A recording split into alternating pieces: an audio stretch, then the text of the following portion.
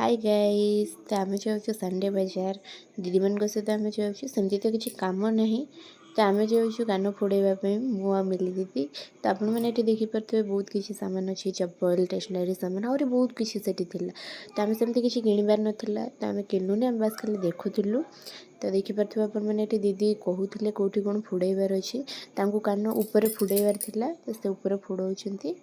आ देखिपे दीदी फोड़ाउछंती एठी तांको पर मो पाई देखिकी तो मु पूरा डरी जाइली कमती कम फोड़े गली किंतु साहस करिकी मु फोड़े नेली।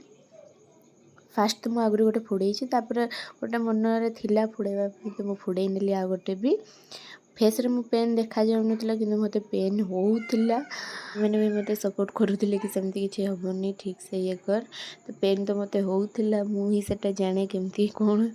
तो देखिपे आप इयर फेरिंग करनेलु से डिस्कसन चलता कौन करूँ कौन नहीं। आम झालमुड़ी खाइलु चूड़ी नापी आसलु कौ चूड़ीटा पसंद कलु कौन तो सेटा देखुलु कौटा नबू कौटा नहीं।